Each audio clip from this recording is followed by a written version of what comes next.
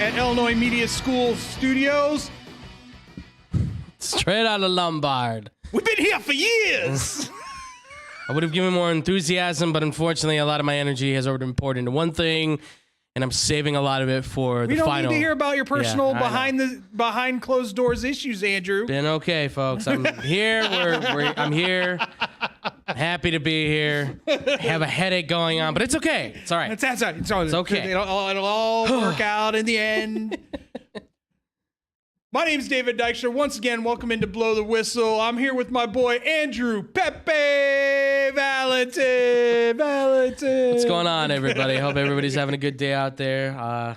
Better than I am. I'm stop. Done. Stop. I'm done. We're doing the show, man. I'm happy. We're doing the show. I'm in my happy place now. And we get to talk football. I mean, but we have a lot to get to, man. So I'm not going to waste any time. Yep. Hit us up on Facebook, Twitter, Instagram.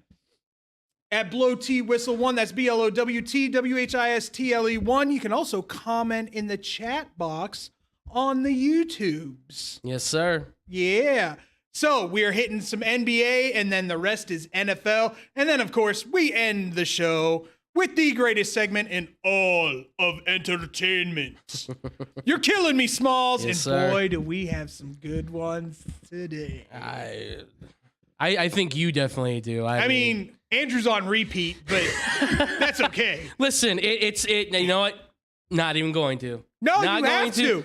No. You know what? I'm not right now. Not right now. No, you can't right now. I was just about to start letting it all get out. No, and I'm you like, can't no. right now. You have to calm yourself. Yes. Inner peace. Peace. We'll touch on it a little bit. Yes. Well, yeah. But you can touch on it if you want. I will eat that sucker for dinner when the time comes. Needless to say, there will be no naked Peter Griffin. Yes. And at least two of us, a part of the crew, are very upset about this. It would have been delightful. It would have been glorious. It would have been posted on Instagram. Says you. I mean, we don't know how many people would have actually liked that. Okay. But you ready to go? Let's do it. Let's go. We are diving into the NBA playoffs, and hello, darkness, my old friend. Oh, jeez. I talked to my son this weekend, and I said, legitimately, the Bulls had to take 2 out of 3 in Chicago for there to be any kind of chance of Chicago pulling off this miracle, which didn't seem like that much of a miracle after Middleton went down. There was like, is that a light? Is that a light I see at the end of the tunnel? There's a chance. So you're saying there's a chance? Well, we were. Nope. Not at all. We were saying there was a chance. Now, because the great bull killer, Grayson Allen, comes out of nowhere. 22 points in game 3, playoff career high, and then follows it up with 27 points.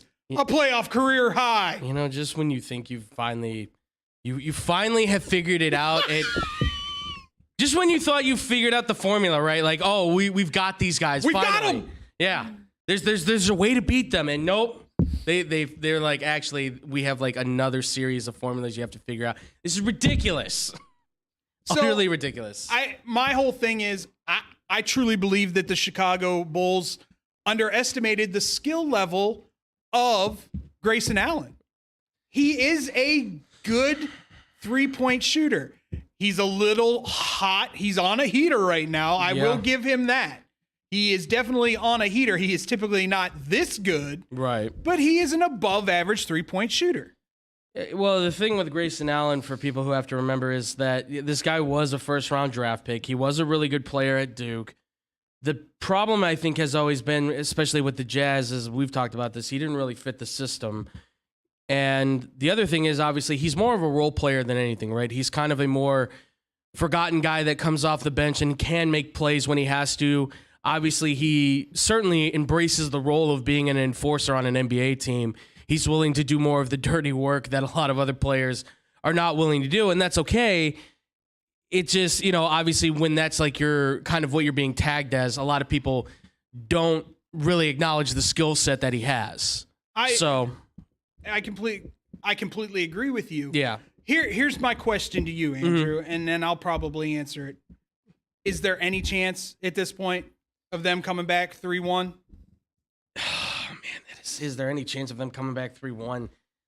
I think there's more of a chance of lightning striking me right now than that actually happening. There's more chance of God striking me dead as we speak. Exactly. It's not impossible. Like I said, I gave it like a 0.0001% chance they could actually pull the upset off. I thought it was like a 0.01% chance that they actually could win a game. I said 4-1. I thought, and the fact that they pulled it out in Milwaukee, I thought was impressive. Well, see, and that was the surprising thing to me. Like, they won in Milwaukee. Right. I'm like, what? What's not going on? Yeah, it's not one of those where you would expect it, but obviously Middleton goes down. I think that was unexpected. But wasn't that later in the game? They had that game under control the whole time. Right. I think that helped because obviously you could see the Bucks were starting to push. Who knows how it goes if Middleton maybe survives through that moment, right? Is still able to play through, but I think every chance that they had right now has kind of just died. Like you said, if they didn't win at home, which is where you've been winning most of the time this year. Obviously, you didn't beat the Bucks at home. You didn't beat them all year. But I think like you said, if they didn't win at home, I think if they didn't take at least one game, then that was going to be an opportunity for them. But they didn't win anything. They lost bad in both games, and I think that right there is kind of like putting the final nail in the coffin for them, unfortunately. I think they'll show up. I think they'll play well, but they've played hard in every game. Absolutely. But and give them credit where credit's due. Right. Zach LaVine is banged up. Absolutely. You're playing without Caruso now, who's in concussion protocol. Yeah. Which never knew you could get concussion from breaking your nose, but okay. Alrighty, buddy. I guess it's possible. You hit hard enough, you know. Hey, good on you, bro. I mean, whatever. At this point, I mean, you don't have probably one of your best defenders in ball. So this isn't the true Bulls team that we saw at the beginning and early season. Right. So that being said, at least they won a game. Right. How about it, Brooklyn? Oh. I don't know whoever said that Brooklyn was going to sweep the Celtics, but if you did, I don't know what. Oh, I know at least one person I know of who said it. His name be Phil Primetime. Yeah. You were wrong. Oh, I mean, listen, I don't think anybody really saw this being a sweep either way after that first game. I thought it was going to be a lot more of it. And it was still a good series. It just. Was it though? Well, that's the problem is that honestly, when it becomes a sweep, the series doesn't look as good. It was still a well-fought series because obviously there were times where the Nets still had the lead. The problem is they couldn't hold a lead, and their best players shrank in the biggest moments. Your big two showed up in the first game, and that was just Kyrie. Yeah. And in the last game, and that was just KD. Yeah. Other than that, it was Magic. They disappeared. They would have loved to have Magic Johnson, I think. Even out I'm telling. And, we're going to touch on this just a little bit. Yep. Ben Simmons was supposed to play Game 4, said he was ready to go. Mm-hmm. Out of nowhere, all of a sudden, his back flares up on him. Yep. Quote, unquote. Yes. Says his back flares up on him. To me, I don't know if he's dealing with overwhelming anxiety, but there is some, in my eyes at least, there is some kind of psychological issue going on to where he is petrified to step on that court in a live basketball situation. Right. That's sad in many, many ways. And in other ways, it's kind of a FU to the fans and to the rest of the NBA because he's still getting paid. Right. Well, leave the rant for later. Here's spoilers. So here I'm not gonna rant. I'm just setting this up. So report has come through. I've seen. I don't know how many other people have seen it, but I've been seeing it now a little bit more lately via social media. And now I've seen it through some of the bigger outlets now, Yahoo Sports and Sporting News and a few others. The word is that I guess the Nets players and the coaches were wanting Ben Simmons to play in Game 4. They understood his situation with his back, but they wanted him to play Game 4. Power through. Because listen, I'm not gonna rant, but I'm just saying this. For those who don't know, Scotty Barnes, who is a rookie this year, rookie of the year, by the way, congratulations to Scotty Barnes. Congratulations, basically Scotty. Playing on one leg out there for the Toronto Raptors and helping them do whatever they can to win the game because they know they need him. That is a big part of... Now, there's a difference, though, on this, obviously. There's a difference, right? Scotty Barnes was drafted by the Raptors. He is a Raptor, and he fits that team like a glove. He's perfect for what they're looking for. Ben Simmons, we have to remember, trade deadline, he gets moved to the Brooklyn Nets. He hasn't played all year long. I still don't know what position he was going to play. They said power forward. I've heard possibly putting him at the point so they can move Kyrie to the 2. That's the thing, though. You're saying these different things, so how is he going to fit into the system? And look, I agree with you. There is the possibility that this is something on the mental level of him not being able to maybe process getting back out there because he's afraid to get hurt or something like that. I just find a lot of the things that were happening beforehand with the 76ers in Philly, I find it too convenient that, like, all of a sudden the 76ers take money away from you, and then all of a sudden you claim, oh, well, it's mental health. Like, the same week that happens, because in the CBA deal, it says if you have mental health issues, you can still get paid on your contract. That, to me, says, so then is it really it could be, not ruling it out, but it just seems too convenient for you to all of a sudden say that same week, after we've known that they have not paid you, that now you're going to say it's mental health issues. It just all lines up too, like, perfectly. You know what I mean? Oh, no. Like the planets align too easily. I get where you're coming from. Yeah. And that being said, bravo to the Celtics. It's funny how an assistant coach, formerly of the Brooklyn Nets, knows how to play KD and Kyrie perfectly defensively to where, and this is, Jason Tatum took a step last year. Yeah. I think he's taking another step to elite status this postseason. He is arguably, I think, right now, because of this performance, in that top 10 range. I mean, keep this in mind, folks. The first time we ever saw Tatum as a rookie, let's not forget, Kyrie Irving was the guy that was leading this team, supposedly. Gets injured. Leading, yes, is the big thing. But Kyrie Irving got hurt. Who's got to lead the team? Jason Tatum took the reins essentially as a rookie and was like, I'll do all the scoring. I'll play all the defense. He was everywhere. And what they do, I believe they made the conference finals that year, if I'm not mistaken. That says everything about what this kid was going to be. And now you see him as a, 26, 27? He's in his prime now as a player on a Celtics team that clearly found itself at the half point. I love the fact that you call them a team. Yes. Because that is what they are, a team. Yes. Tatum obviously is the star on the team. Right. But doesn't act like a star. No. He understands that he is, yes, the front man, so to speak, for this roster. He's a wheel in the cog. Yeah, absolutely. But if it's not for Jaylen Brown being on the outside hitting the shot, Marcus Smart's defense, by the way, bravo to Marcus Smart winning Defensive Player of the Year. First guard to ever do it since, like, what is it, 90s, I think they said? Something like that, yeah. Crazy. But that's, like you said, it's team. That says everything about this group. They work together as a unit. What did Brooklyn try to do? They tried to use star power. They tried to overpower you with Kyrie and Kevin Durant. When that didn't work, how are you going to win games? You're going to win games with Bruce Brown? Although, Patty Mills? let's be I saw a little clip today. Yeah. Because unfortunately, I was, snoozing so I could work this morning, last night. Why wasn't what's his name? Son of a gun. It's gonna escape me. Dude that used to play for the Clippers. Blake Griffin. Yeah. Why wasn't Blake Griffin on that floor more? That's a good question.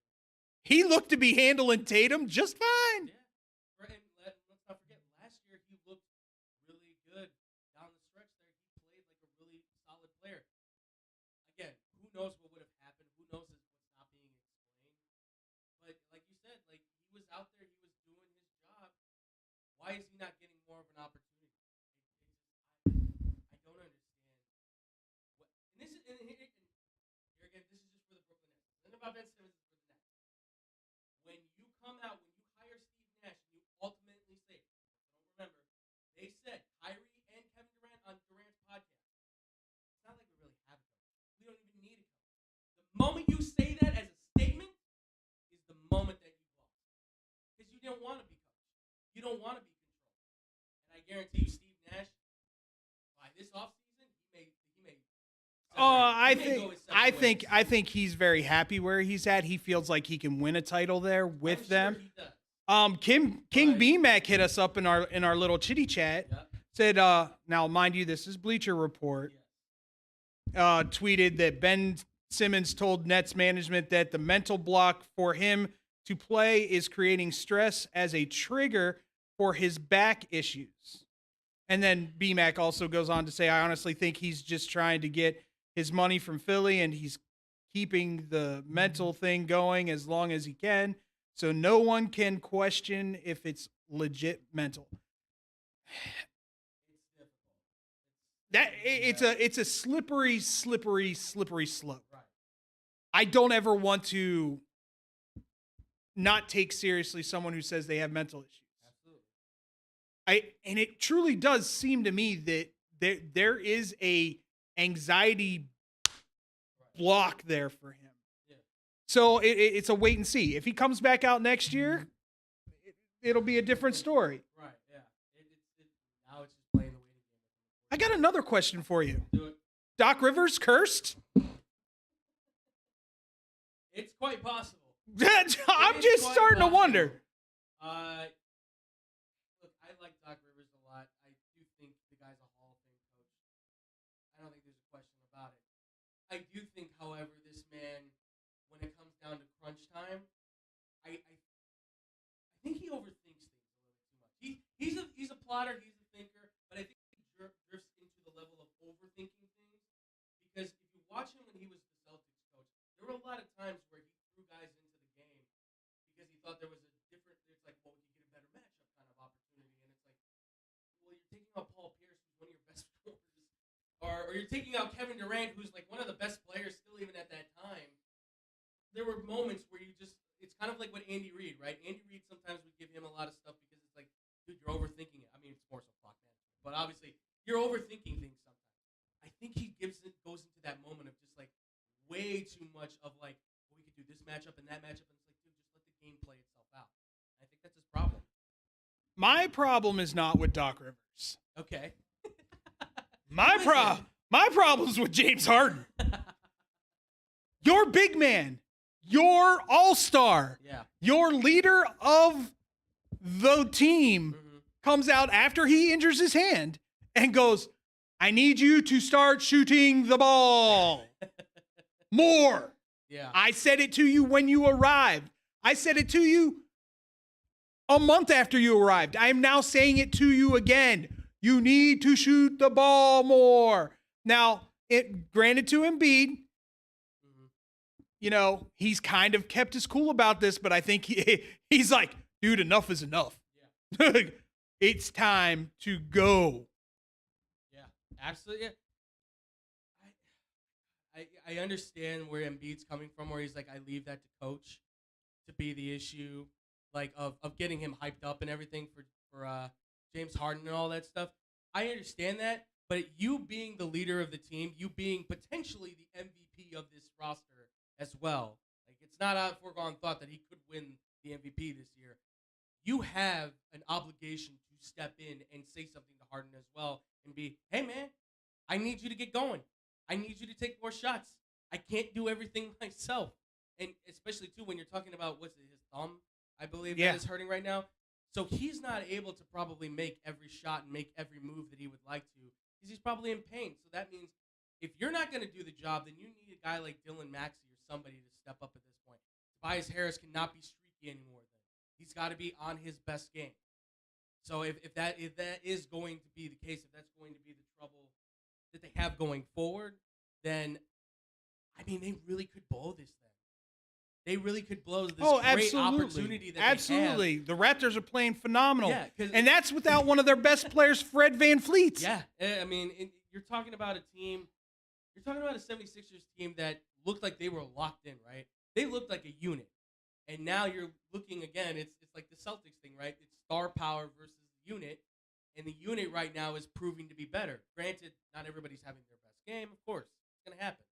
But like you said, no Van Fleet, no 3-point shooting really coming from him.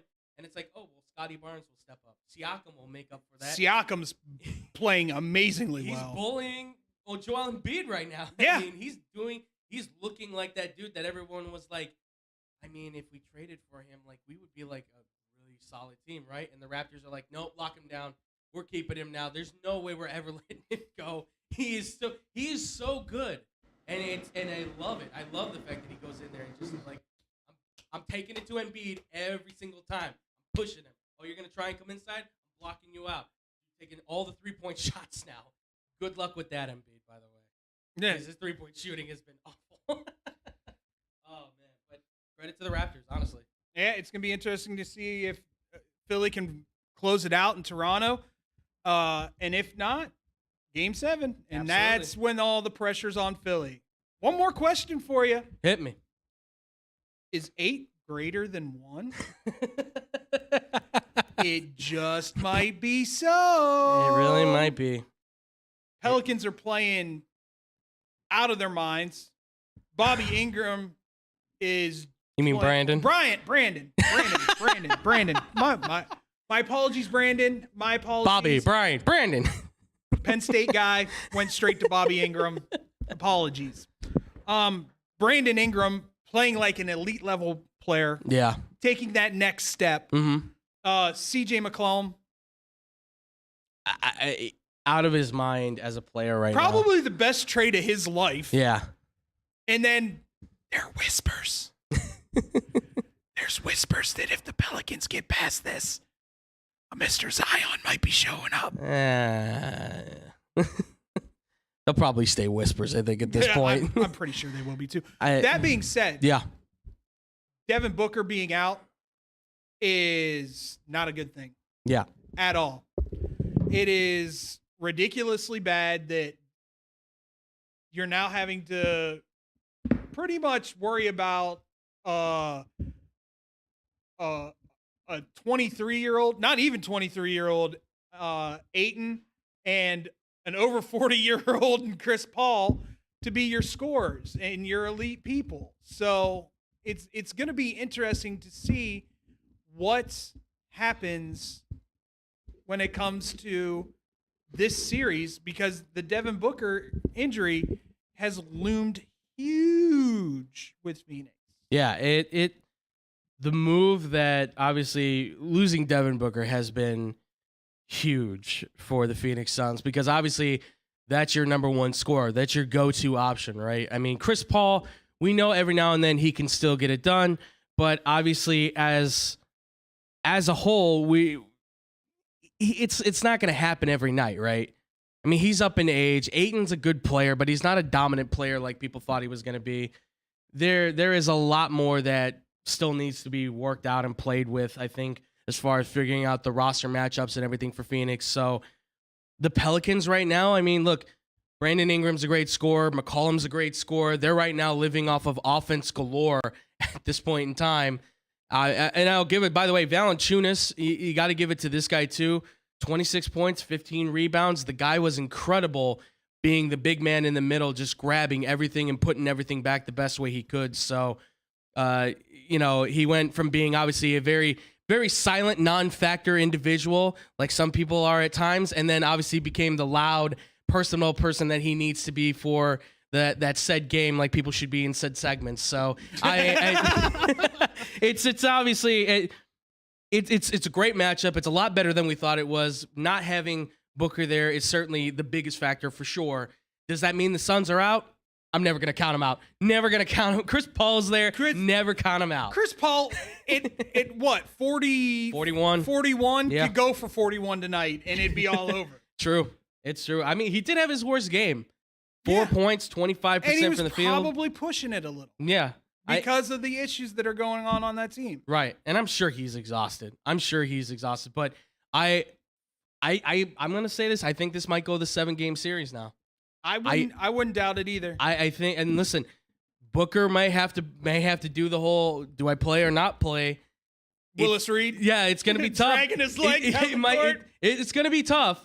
But, like, if he could do it, I mean, if he can hit just, like, 10 points, if he can get 10 points, Like, all you have to do is stand by the corner. We'll feed you the ball, hit the 3. You get to 10 points. You're out. Here's the problem with that, though. Yeah.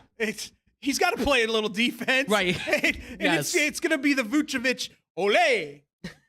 Yes. Well, look, him versus McCollum has been a wonderful, I shoot. It's been like that. Anything you can do, I can do better. Very well said. Yeah, absolutely. But I'm interested in this matchup now more than I thought it was going to be. I think it'll go game 7. I'm still going to side with Phoenix for the time being just because I feel like they can pull it out. They have the experience. They can pull it out. But obviously, I didn't give enough credit to New Orleans, and I'm sorry. I'm so sorry. I thought you should go to Seattle. I'm sorry. Yes. I thought you should go to Seattle. Apparently, I'm wrong because that arena is sold out. Yes. They are packed. So, well, what else do they got to cheer for right now? The Breakers? yeah. Hey, they're 2-0. Hey. They're 2-0. They beat my Bandits. At least you got one good team in New Orleans, eh? Beat my Bandits, man. Not cool. Not cool. Not cool. Not cool. Hey. By the way. Yes.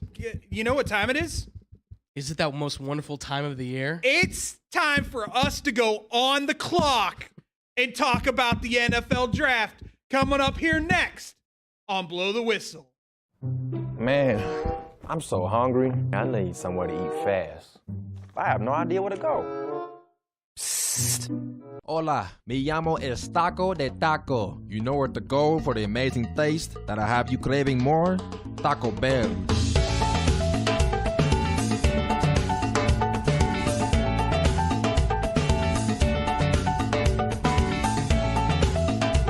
All right, can I get 20 tacos, please? You got it.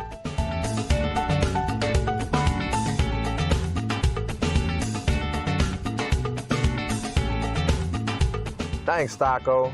De nada.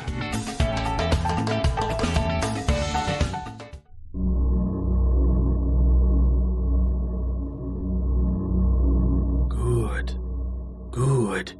That's it. Eat the tacos. Taco Bell. Live más.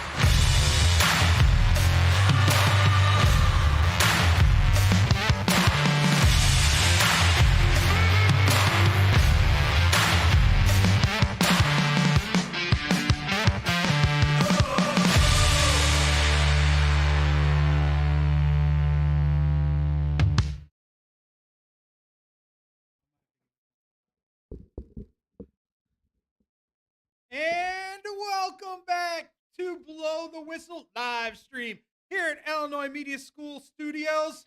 Straight out of Lombard. We've been here for years. It's gonna catch on, and we're never gonna be able to live it down. I'm gonna get called out by so many people being like, "Dude, no, don't make it." Just like sandwich or hot dog. No, don't. We just got through. God, why, man? I just got finished with all those emails. You guys are unbelievable. And now I know it's gonna start again. I know. Oh my god. What are you gonna do? My life. I did it on purpose, though. I'm a sports show that talks about food. But that being said, this is one of Andrew and I's most favorite times of the year. Yes, sir. All of our research and all of our love of college football and all of our Finally pays off. anal retentiveness. Yes. Finally pays off. That's a good way to Because put we it. can pretty much have anybody ask us about anybody and Yeah. us be like, oh, okay. You want to go there? Yeah. Let's go. Yeah. With that being said, it is time to dive into picks 1 through 17 Mm-hmm. of the NFL draft. Yes, sir. On the clock, as we all know, they've been on the clock for God only knows what, 2 years now? Yeah, give or take. 2 years? Is the Jacksonville Jaguars. Now, Yep.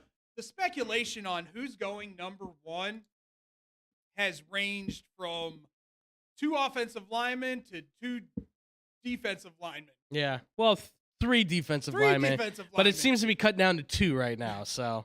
It started off with 1, but we all know where that one is just. Yeah. Well, yeah. And we'll get into that here in a little bit. Yeah. But it's down to 2 and 2. Andrew, I'm going to come to you first. Mm-hmm. Where do you think they're going to go, and where do you think they should go? Let's do it that way. I think, and this is me, my opinion for the Jacksonville Jaguars, I think they will go with offensive line, and I think they should go with offensive line. God, I hope so. We are in agreement. Yes. We are in agreement. It's so. nothing against Aiden Hutchinson. Is he the best player in the draft? I certainly think so. That doesn't mean you necessarily have to take him number 1. All right? And this isn't just like, oh, he fits the other team after this thing. No, it's really that your best asset right now is your quarterback. If he is not protected, if he's not playing at his best, you are not becoming a championship team, so you need to protect him. I would say right now it's Akim Ekwonu coming from NC State. He's probably the top tackle. If not, it's Evan Neal. His ceiling's a lot higher than Evan Neal. Yes, Evan Neal. Evan Neal's ready to go now. Right, Evan Neal is a right now guy. We've compared it a lot to the Malik Willis, Kenny Pickett kind of thing. Kenny Pickett's ready to go now. Right. He's pro-ready now. But his ceiling is nowhere near Malik. Same way with Ekwonu. And Ekwonu can still, like, plug and play. He's still that kind of a tackle. The difference is one guy is a really good pass blocker in Evan Neal. The other guy is probably the best run blocker of anybody in this draft in Ekwonu. Yeah. So I would say, and for their strength being the 2 running backs they have in Jacksonville, I think Ekwonu should be their pick. Yeah, I don't disagree with that. Yeah. I would have been Neal until Ekwonu just decided to just jettison up the boards. Decided to strap a rocket to his butt and go right up the board. Yeah. So either one of those 2 would be fine with me. Mm-hmm. You went out and drafted Trevor Lawrence last year. You made the mistake of getting a poo-poo head coach. Let's not get into that. That's your Ben Simmons. Oh, he's so my Ben Simmons. Andrew went after him on our radio show, and I literally gave Andrew a standing ovation. He did. He really did. Literally in the studio, standing up, praising him. Yes. And I about popped the blood. Because he also gets my gullet too. I'm not gonna go long on this. I'm just saying it's just more because of the stuff that comes out of his mouth. Let's say idiocracies. Yes, absolutely. I don't know who Aaron Donald is, and then you don't want to answer the question. Get over yourself. All right. To Detroit. Yes. So if Jaguars are taking an offensive lineman, I think it's a no-brainer for Detroit. Really? Hometown boy. Yep. Went to Michigan. Probably we've both compared him to J.J. Watt. Right. Possibly the next J.J. Watt. I don't want to put that kind of pressure on you, Aiden. Right. But the talent's there. Absolutely. So I guess I'm right there with you. I mean, Aiden Hutchinson, if he's there, it makes too much sense. Went to school in Detroit in high school, went to college at Michigan, 25 minutes from the stadium was where he grew up. It makes total sense. The only other guy I think could be was Travion Walker. Travion Walker has certainly risen up. I'm still not 100% sold on him being a top 5 pick. That's just me. I think there's still a lot more questions about him than there is maybe with a guy like Hutchinson. Like, Hutchinson seems like the kind of guy like you're going to get what you're going to get, you know? I think Hutchinson's more of your team leader, and yes. I think that's kind of what Detroit is looking for on that defensive side. Right. So, I think, just saying Detroit. Yeah.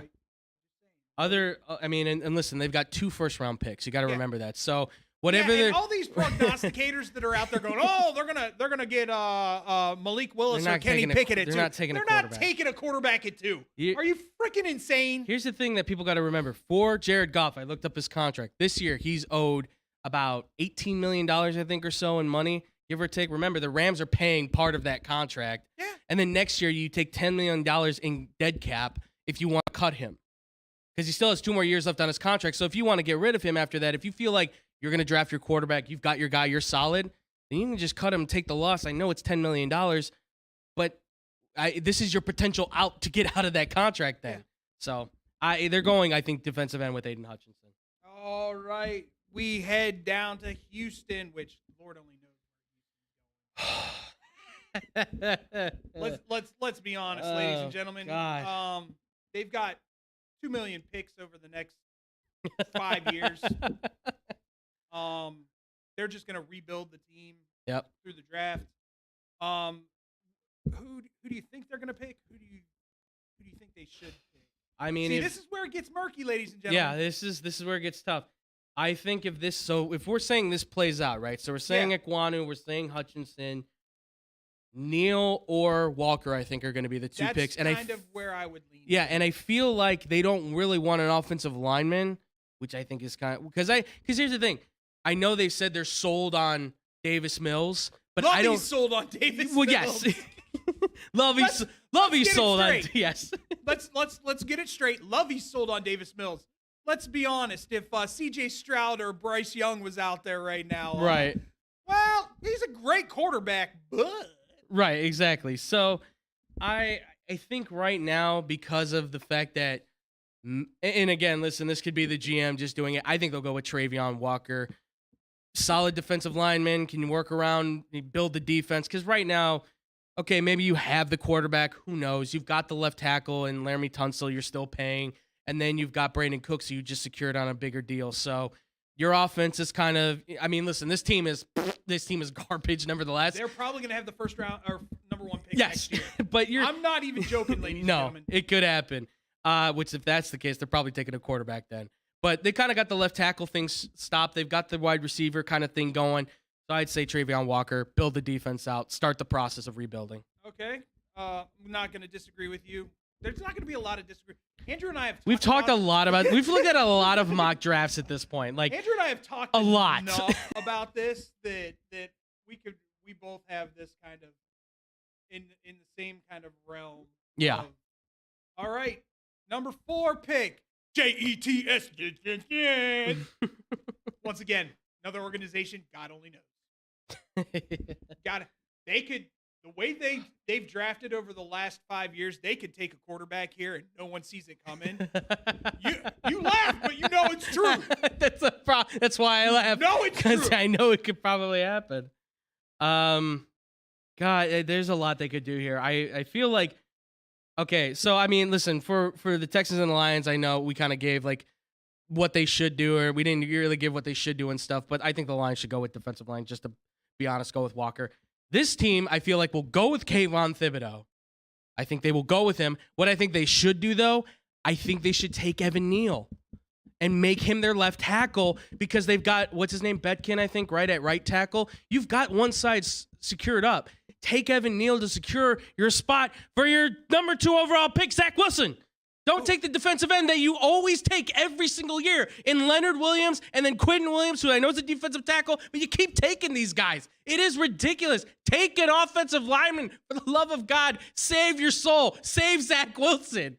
Jesus. You're going to turn Zach Wilson into Sam Darnold. Is what you're going to do. And I think they're going to take Kayvon. I'm leaning that way too, unfortunately. And you're right. God. I got a headache. If they had any kind of want to be a legitimate team in that East, which it's not going to happen with the Patriots and the Dolphins doing what they did in the offseason. And the Bills as well, just like load it up. Forgot.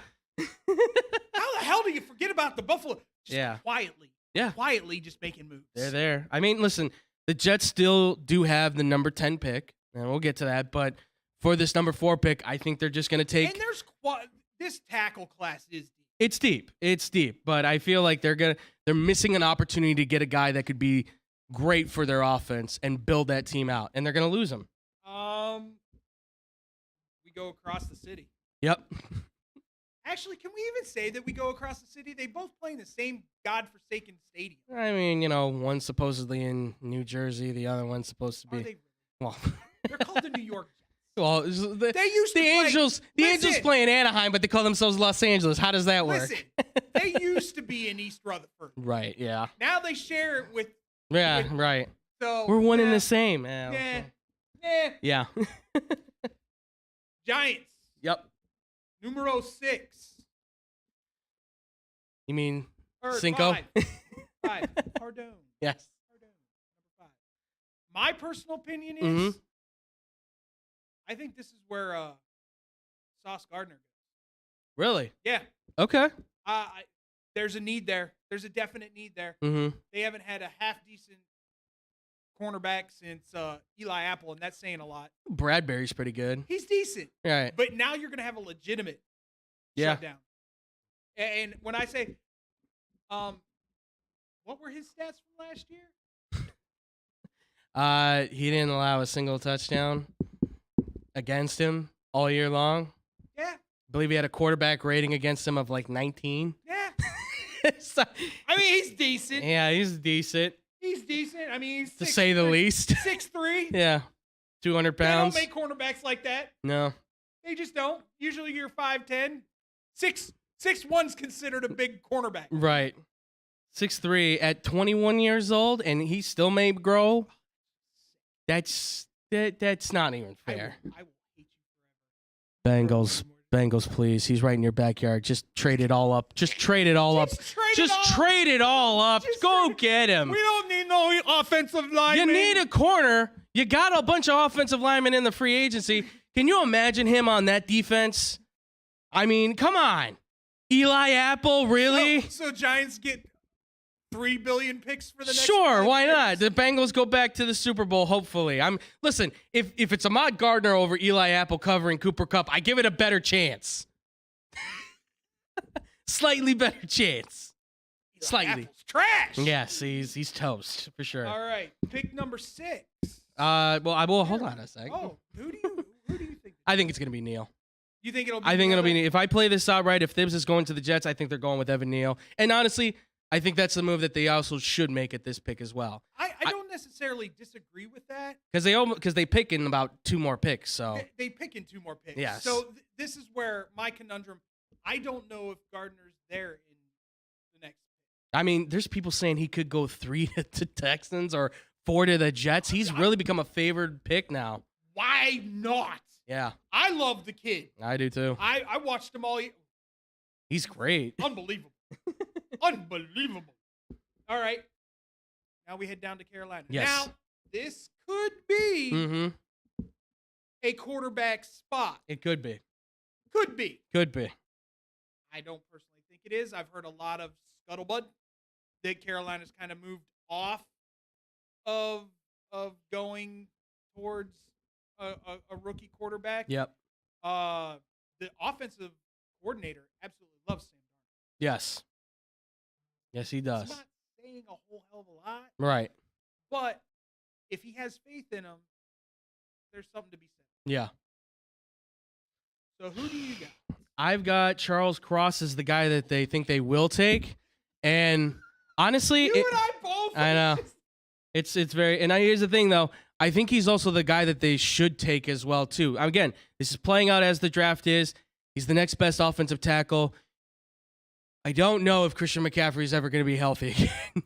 But if you're going to give Sam Darnold a chance, if you want to say, let's give this guy a legitimate chance, you have to secure your offensive tackle spots. You need to have that. I believe he would probably play the right tackle spot. You have to have one of those corners packed up, ready to go. If you want to give him a legitimate shot, and I think Charles Cross is perfect. And if he's, by the way, he's also a really good run blocker. So if Christian McCaffrey's healthy, he only helps Christian McCaffrey stay hopefully that much healthier.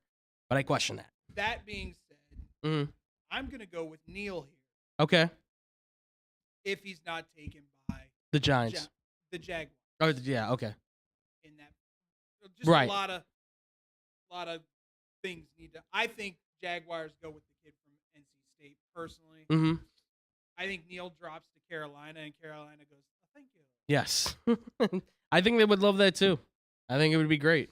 Because he was projected number 1 for a very long I mean, he's a massive mountain of a man. He was 6'7", 360 in college, and he shed it off like 30 pounds. How do you do it? The number 7 pick is the New York Giants. Mm-hmm. Back again. Who do you think they take here? You know, I think they could go with Gardner here. The problem, See, you and I are going to reverse on that. yeah, Because that very well could be. right, For me, it's them taking Cross. yeah.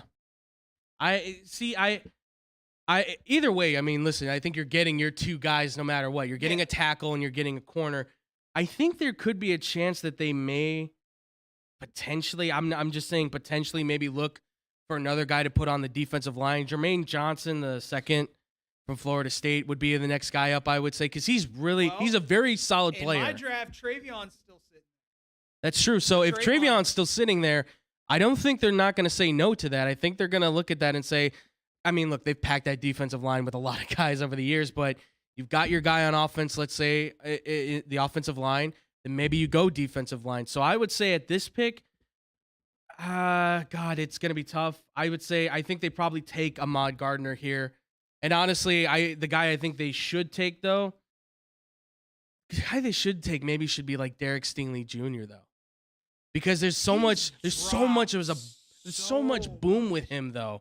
That's the thing, is that he's like that pure on coverage shutdown corner that works on zone, man on man. No matter how you want to play him, he can work it from the nickel, from the outside. I mean, he's even played safety at short points. So I don't know. I think they'll go with Ahmad Gardner. I feel like for them, though, considering who they play in the NFC East, they should match speed for speed with Derek Stingley Jr.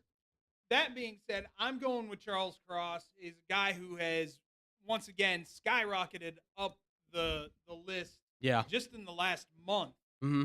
So they get their defense and their offense, which brings us to pick number 8. Which would be? Look at me, Atlanta. I'll come down there and burn that place down. You do not get a godforsaken wide receiver. Oh, you might be on a list now. Swear on all this. I'm not actually gonna do that. No, he's Mercedes Dome is way too awesome. It is. Would never ever. I love Atlanta. Can we have the Chick-fil-A open on Sundays? Quit playing with my emotional heartstrings, man. Get yourself your Julio Jones replacement. Calvin Ridley ain't playing next year. Probably never going to play again. And if you actually, I have heard rumors that Julio might be coming back to Atlanta. That wouldn't surprise me. On a cheap deal, bring him home, retire. My pick is Garrett Wilson.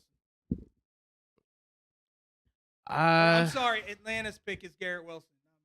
Yeah. You know what?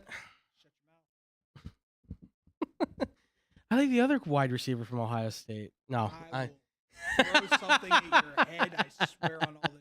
What if I did that? What if I just said the guy that he seems to just irritate him the most?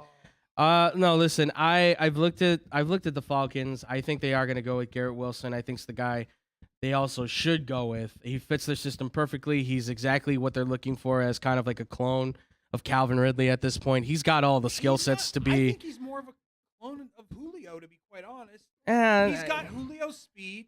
To be truthful, he could be the next Devontae Adams. He really could be.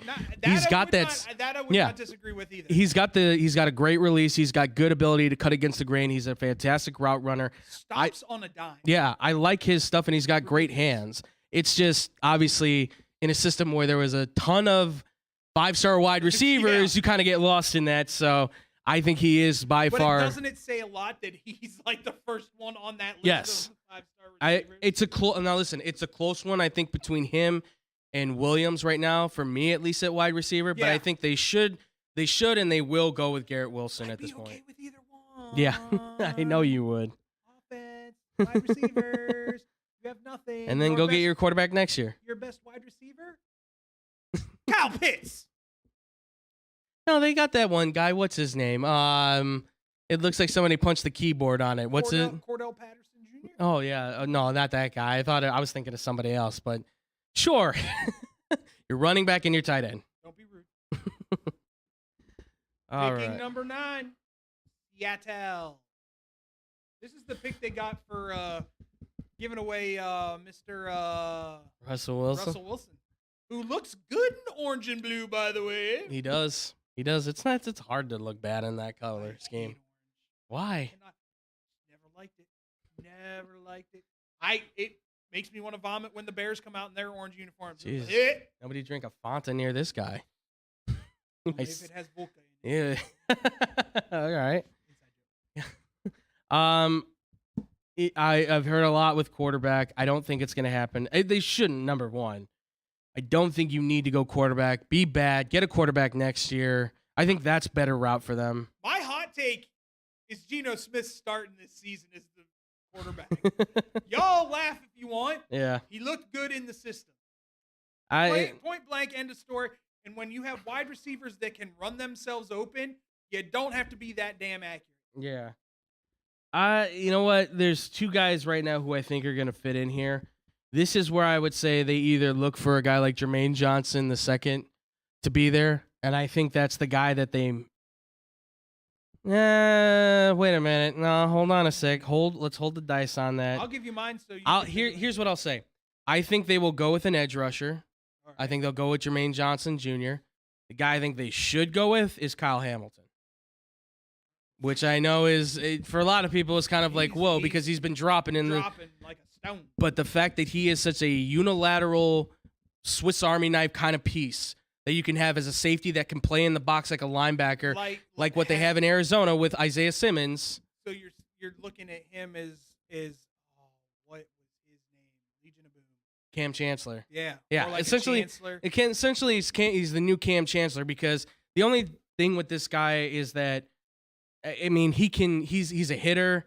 He's a ball hawk. He can do a lot of different things, but obviously there's a lot of talk on, well, what's he going to play? I think he plays safety. I think he can play in the box. He can be that extra linebacker that comes in. He can be the rebuilding of this defense because, let's be honest, this defense has been awful. They've been very bad, and Quandre Diggs cannot do it by himself. He needs help. It's a great pick, but you're wrong. Okay. I think right here, I don't necessarily think you're wrong. I think that'd be a great pick. Keep in mind, I did say they should take him, but I think they go with Jermaine Johnson Jr. I think they picked Derek Stingley Jr. That'd be a good pick. That would be a good pick for them. Nice shutdown cornerback. Yep. Gives you that Richard Sherman. I think they're hoping that Ahmad Gardner is there, maybe. I mean, it's one of those things. They need a DB. They need help at DB. So. But I feel like they're going to go with an edge rusher because they keep losing their edge rushers every year. All right, that brings us to pick number 10.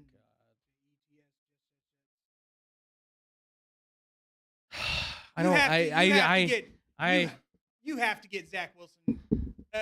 You have to get him something. A weapon. You have to give him a weapon. This is where I think Jameis Williams comes off the board. Okay, so you're saying Jamison Williams? Yeah. Okay. You have to get the kid someone to throw to. Yes. For the love of God. Someone that's healthy. Yes. Because Denzel Mims can't stay healthy. I think it's Drake London from USC. Oh, okay. And I think that's actually the guy they should go with as well. 6'5", 210. You can't miss this target. Great, probably the best guy at the point of attack on the ball. Can leap with the best of them. High point it. You got to get completions for this kid. I don't agree with that, but right. I'm kind of biased on who I think the best high point person is. Right, yes. I mean, listen, Jamison Williams would be great, but you got to hope that he returns 100% healthy, right? I mean, that's the biggest thing is that you're talking about a major injury he had. It's nothing against him. It's not going to take anything off of him, except I think he's just going to drop a little bit more. I think if it takes him a year, it takes him a year. I think they're looking big picture. Right. If he's not quite what he was at Alabama last year, we're okay with that. Right. But don't push yourself. Right. To be that guy, and let's face it, medical science is what medical science is. Yes. And running backs and wide receivers typically take a year to get back to 100% with this injury, even now. Right. I look at London and I say, there's no injury issues. He's a big wide receiver. Complete the passes to yards after the catch. Work him into the offense, and it gives you your number one guy. And I'm not saying they win a bunch of games, but at least Zach Wilson can then probably have I'm guessing probably 3,500 yards, probably get past the 25 touchdown mark. He at least gets into an area where you can say, okay, I have success. I'm building off of it now. Now we have something. We have a working relationship, me and this wide receiver. Building blocks. All right. We're kind of we think a weapon should go. Yes. Pick number 11, the Commanders. Washington. The Corruptors. Sorry. Apologize. Sorry. Oh, Sorry. God. Hey, Dan Snyder, if you want to send us a little hush money, we know you've got it. We will fully take it. We know you've got it. What I had meant to say was, so the Washington Commanders are at pick 11. Who do you think they take?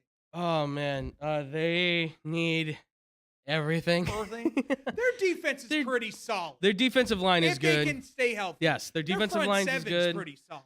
I think if everything's there, I don't think they need a quarterback. I'm not saying Wentz is the solution. Not saying he's the solution, but I think they need a quarterback in the future. But for this pick, if it all plays out like I'm saying it is, I think this is a good spot for a guy like Derek Stingley Jr. But I'll say this, I think that's the pick that they should go with. It's not maybe the pick that they will go with. I think the pick that they will go with at this point, to be quite honest, I think it might be Nakobe Dean. And I know that's a bit of a reach because people don't really have him going too high, but he's starting to kind of catch some volume. He's a good middle linebacker. And it's just based off of Ron Rivera, right? Defensive guy. You want to build that defense more. I mean, listen, if Kyle Hamilton's there, maybe they go with Kyle Hamilton. But I will say I think they go with Nakobe Dean, but I think the guy they should go with would be Derek Stingley Jr. at this point. I think they go offense to give Carson another weapon. Okay. I think this is where Drake London is. Really? Okay. You know what? I mean, that's not a bad idea. They have one of the best wide receivers no one's ever heard about. I mean, but I think having Drake London on the other side can do nothing. Right. Well, and especially too if Terry McLaurin is going to be holding out for money, then should. Then they're gonna need a guy.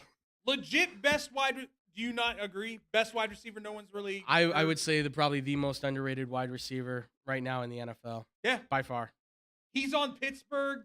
He's on Dallas. He's clearly up there. He's getting close to, but not quite, Tyreek Hill money and Devontae. Yes, absolutely. All right, pick number 12, Minnesota. Oh man, I don't want to give him a lot of credit. I've heard everything about they need a wide receiver. I know you and I were talking about Jameson Williams being a guy. I honestly, do you really think Jameson Williams?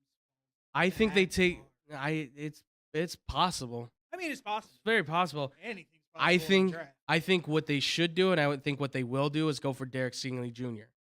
In this case scenario, I think they go with Derek Stingley Jr., pair him up with his LSU, probably counterpart in Patrick Peterson at this point, the guy he probably resembles as best as anybody. Hey, he's a shutdown corner even still, Patrick Peterson. He's just getting older.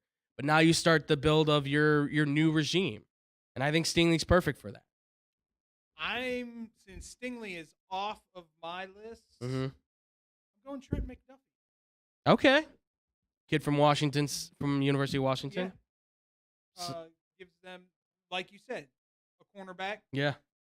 May not be the shutdown quarterback Stingley Jr. is, but still quality. And he's, by the way, a really good run tackler, too, for those who don't know. Really good playing up on the run. Great tackler. But I could be the next Charles Tillman, just saying.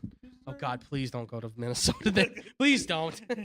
Just saying. Fall in the draft. Fall. Pick 13. Back to Houston. Yep. This to me is the perfect spot for Kyle. Yeah. I you know what? I'm in the same boat. I think, listen, if he's there at 13, because everybody's having him at 13, it should be Houston. If you're getting Travion Walker and Kyle Hamilton in my draft, your defense is now taking 2 big steps forward in getting back to where it was just a few years back. And then it's just reshoring the offense. You do get the number 1 pick, great. You get your quarterback. Now you're on the right stepping stones of being a competitive team. I agree. I think Kyle Hamilton, they should pick him, and I think they will pick him. 14, Baltimore Ravens. You're not gonna believe what's about to come out of my mouth. It makes too much sense, but I think it's gonna be Jordan Davis. Really? I think so. For me, I was thinking offense, wide receiver. They need another weapon for Lamar. I was thinking Olave might fall here. See, the problem is that they need to move off of Marquise Brown. I'm sorry, they just have to. I like Marquise I like him too. I just don't think this system works for him. It's anywhere else, I think he'd be a freaking star. Yeah, he's too. I'm sorry, his size does not give them an advantage on the run game. His talent works better with a guy like Patrick Mahomes or Deshaun Watson, who can really kind of launch the ball. Unfortunately, he's right. Yeah. So I think they have, if they're going to go wide receiver, I think they move off of him. I think because they don't have another guy in the middle right now at defensive tackle, I think it's got to be, I think they go for a guy like Jordan Davis. I think it makes too much sense for them to not have him. Jordan Davis is a good one. I don't have him going here. I have them shoring up their edge. Okay. With Jermaine Johnson. I like that too. If he's there, perfect. Owe and Jermaine Johnson. Yeah. And they did bring back Calais Campbell too, who I guess is going to be more of like a third down guy at this point, but I like that. And that leads us to pick 15. Eagles. Oh, God. This is where I think Jordan Davis. Really, to the Eagles. Heir apparent. To Fletcher Cox. Okay.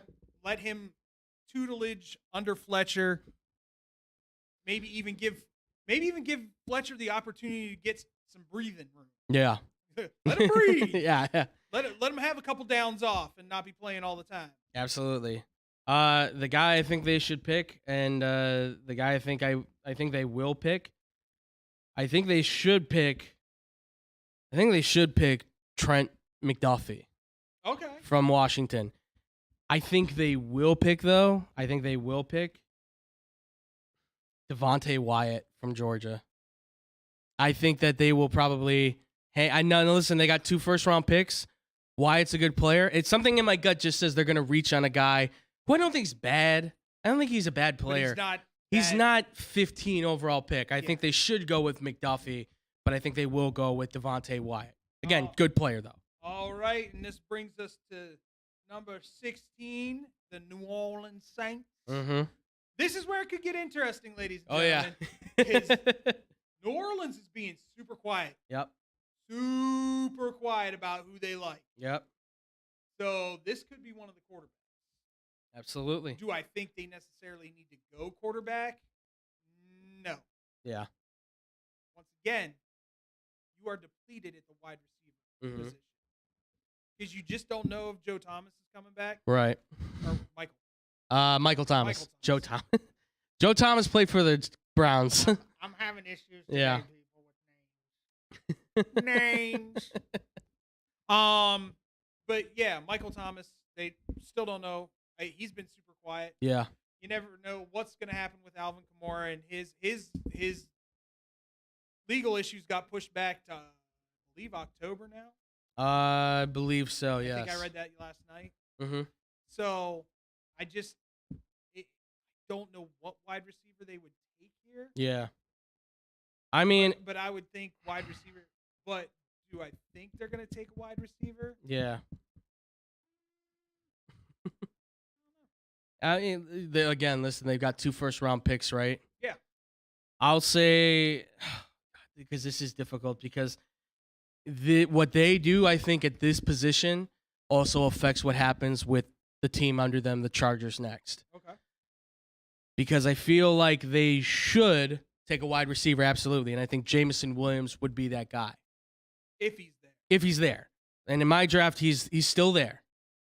I think they will go with, and I think this might even be still a smart move on their part, Trevor Penning from Northern Ohio, Iowa. That's not a bad, yeah, okay. Because they need a left tackle. You lost Armstead.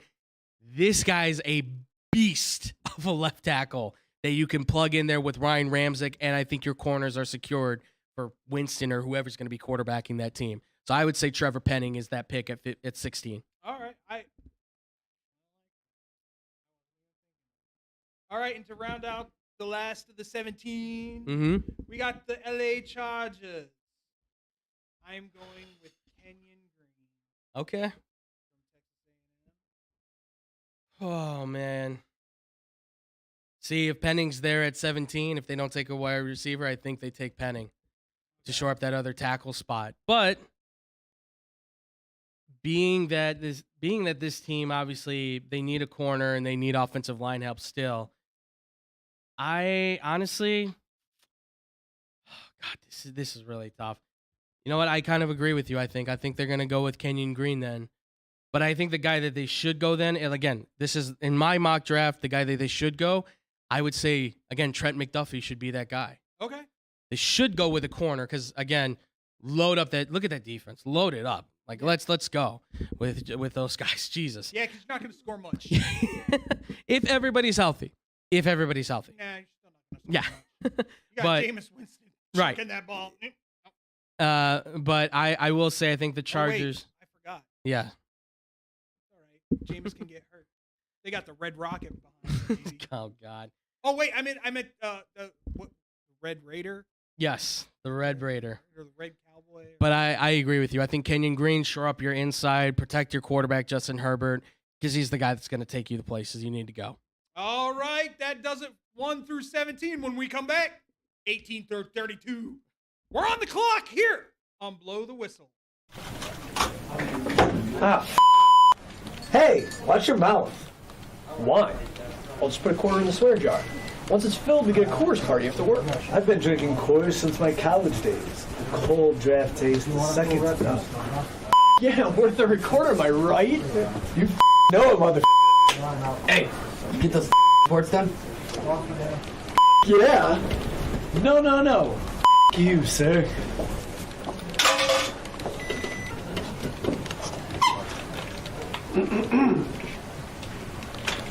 Attention, employees. The staff meeting, scheduled for this evening, will now be held tomorrow early as That is all.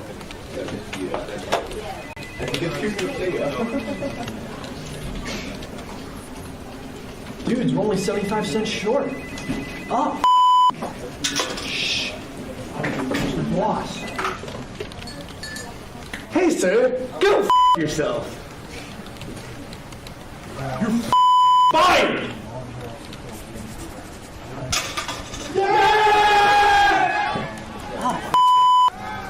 I still get beer.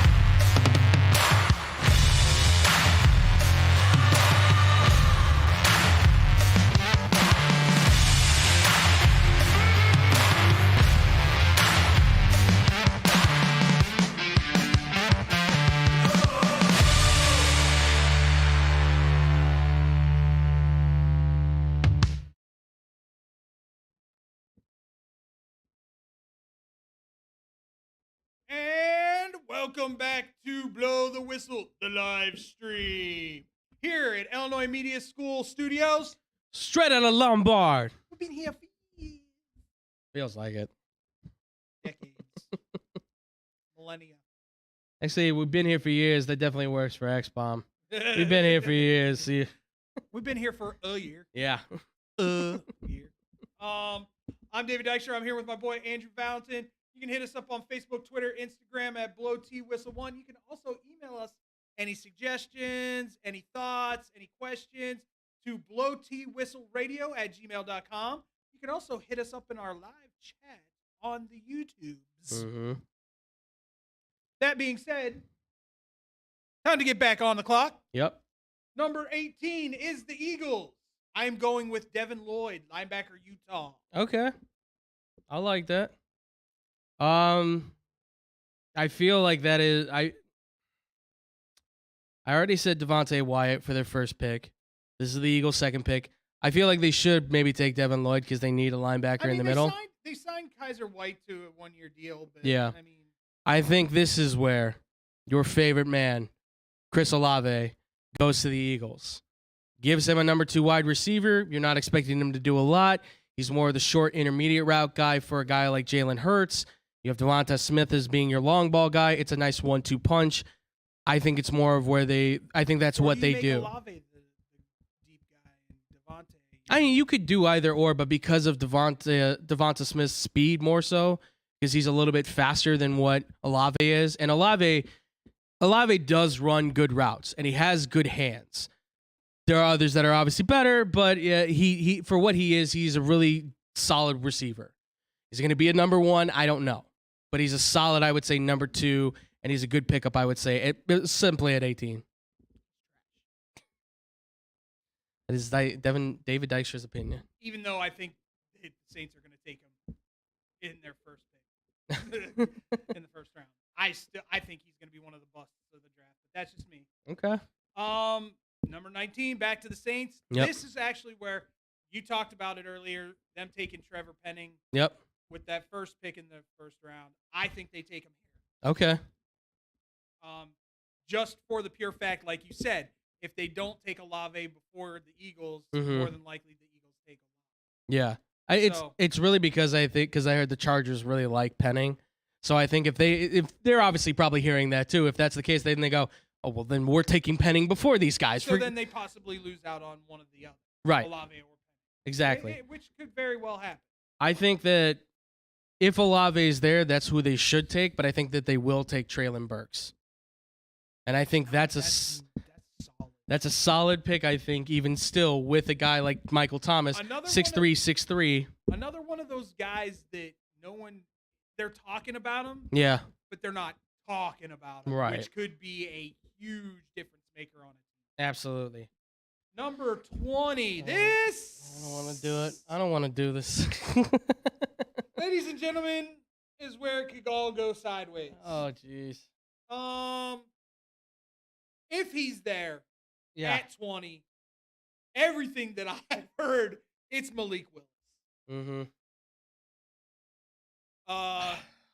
Do I think they should take Malik Willis? Yeah. Not necessarily. There's two guys that I feel like fit here better than ever, and we've talked about it. I'm not going to disagree. It's either if he's there, Jordan Davis as the solid middle defensive tackle that they love so much in that defense that would just take those double, triple teams at this point to open it up for the to mishmash with Cam Hayward and TJ Watt and that's scary. That's scary. Makes my nipples a little hard. I'm not gonna lie.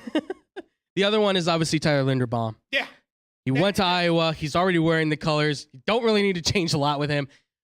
But that's the guy I think they should take. The guy that they will take, I think, is Malik Willis. I absolutely agree. Because from everything we've heard, Tomlin loves this kid. He loves him at quarterback. I watched his pro day. Yeah. To see someone actually like enjoying the game and having fun at their pro day. Absolutely. You don't see a lot of guys smiling. Yeah. And laughing. Yeah. As he's throwing a 70-yard pass in the air. Yeah. Like it's nothing with the flick of the wrist. Yes.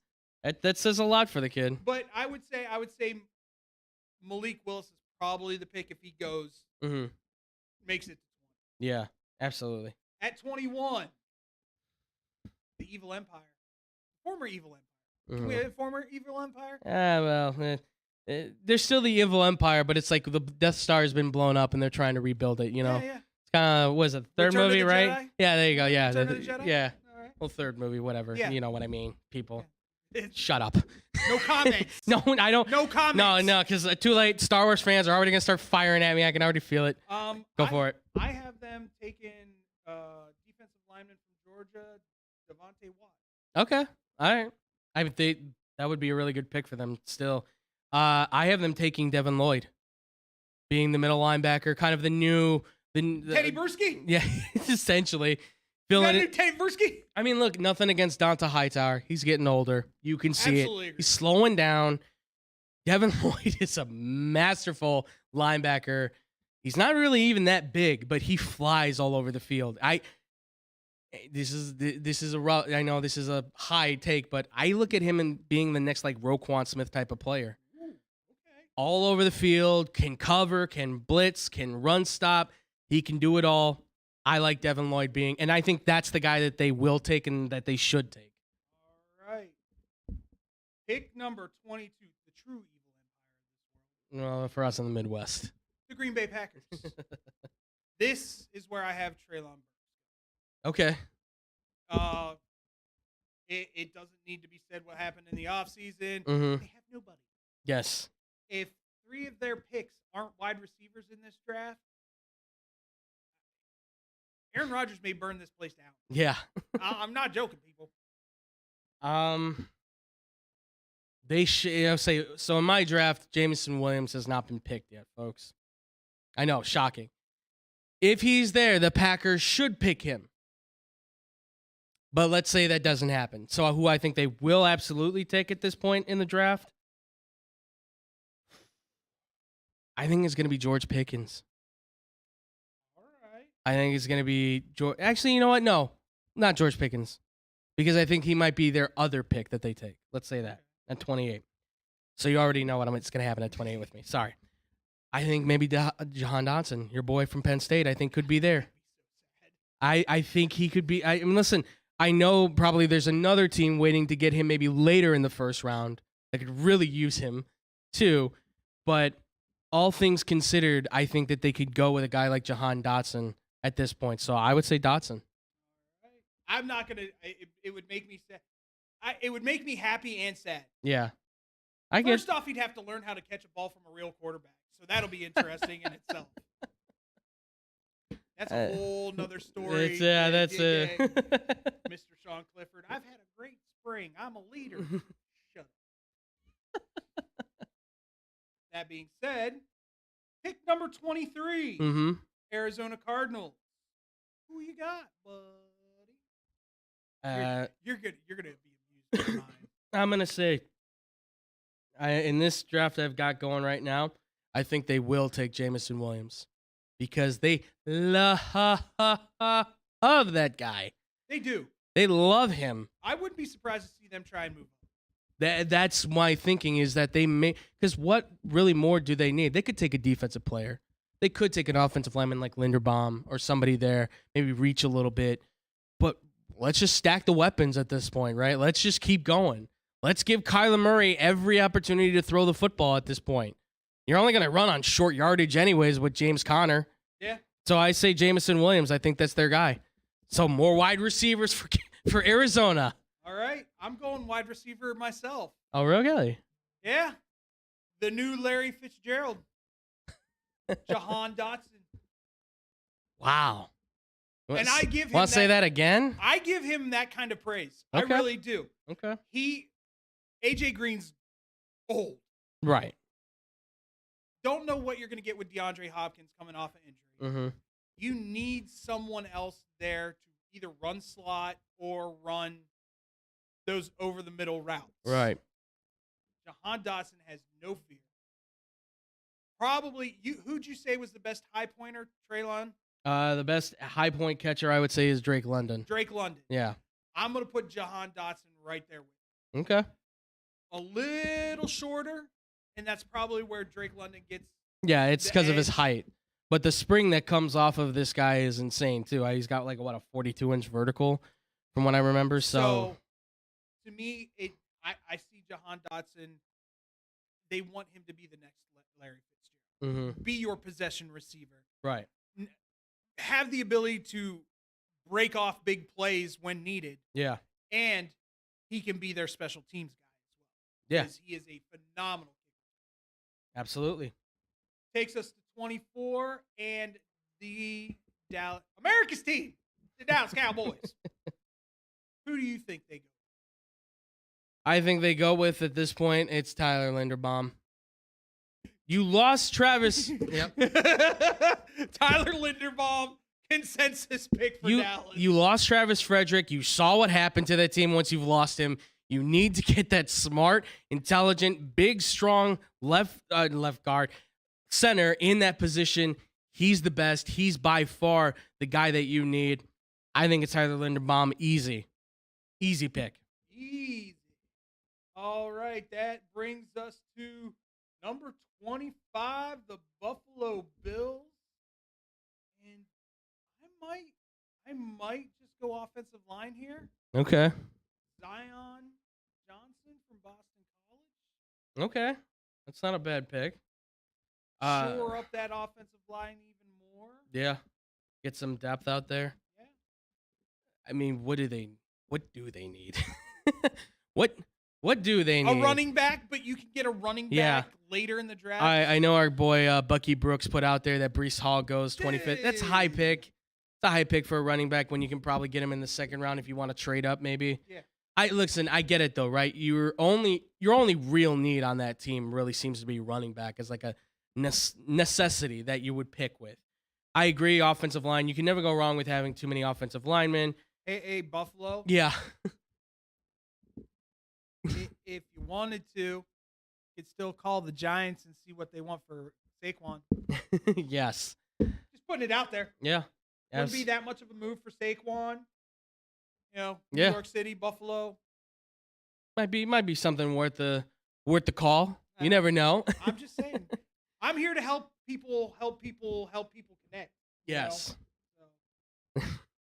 We're like matchmaker.com, folks. We make sure the NFL. Yeah, for the NFL. We make sure all your dreams come true. We know people who knows people who knows people who want to make deals. Yes. I will say though, I think they go with Trent McDuffie here, a corner. I would rather say a corner just to kind of blanket it, but overall I would say Trent McDuffie would be that guy. I know there's other corners that are going to be out there, but I think he's kind of the guy that would fit that system. You can never have too many defensive backs. And we got Tre'Davious White. I feel like McDuffie would be, again, another perfect complement for that. So I'd go cornerback with them and McDuffie. Okay. We are at pick 26. I think Tennessee goes offensive line as well. Bernhard Raymond. Okay. From Central Michigan. Yeah. Yep. A mountain of a man. Yes. Yeah, very big man. Strong man, too. 6'6", 303. Yeah. Yeah, I could see that. Oh, man. This is tough. God, I feel like, all right. They need an offensive lineman. They need a tackle. I could definitely see them going with Raymond. And you know what? I think they will. I agree. I think they will go with Raymond. Just because I'm looking at it and I'm like, well, what other receivers could they possibly take? What other guys could they possibly go for? And I feel like you're right. Raymond, I think, fits that system right there. I mean, I will say, though, just for the sake of throwing a monkey wrench in this, I think that they should take a look at Kenny Pickett. Should take a look at Kenny Pickett. Not saying they should draft him. I've seen this being a place where Jahan Dotson lands. Yes, they need a wide receiver. They need somebody to complement. But I think they should consider Kenny Pickett because it's a low first-round pick. And let's be honest, Ryan Tannehill has just proven to us that he's clearly not the guy. No. So I would just say take a look. That's all I'm saying. Pick 27 is the Tampa Bay Buccaneers. This one's a little bit of a surprise for me, but I think they take a flyer and go with David Ojabo. Okay. Sorry, David. I hate when people slaughter my name, so I apologize. Yeah. I think they take David Ojabo. Oh God. Give him a year. You've got a pretty solid edge rushers right now. Yeah. And they do need those guys. I think they look at Zion Johnson. Okay. Because they need a guard. So I think they go with Zion Johnson. I will say the guy that they should probably pick, though, probably would be, I would say it's a tie right now. It's either Ojabo, because you only have to wait a year on him. The other guy I would also point to would be Kaiir Elam. Okay. From Florida as a corner. Not bad. Brings us back to 28 with the Green Bay Packers. I think they go Nakobe Dean. Okay. They need a linebacker. I already gave mine away. I said George Pickens. You got to load up on wide receiver. And listen, I think if you take Dotson at your first pick, or a wide receiver, let's just say in general, right? You take a wide receiver at your first pick, you kind of, I think, are allowed then to make another pick in the first round.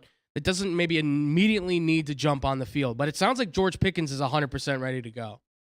It sounds like the injury is still something that it's a work in progress, but he sounds like he's like ready to hit the field by the time the season starts. So I would say they go with George Pickens, let him develop. He's really good on the slot, and he can work outside, and he's a big wide receiver too.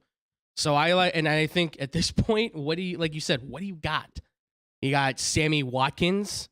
That's it. Yeah. That's all you have. And Aaron Jones coming out of the backfield. I will completely, by the way, too, I want to say this real quick.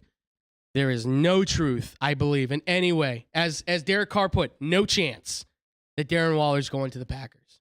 No. No way that's happening. No. Not going to happen. No.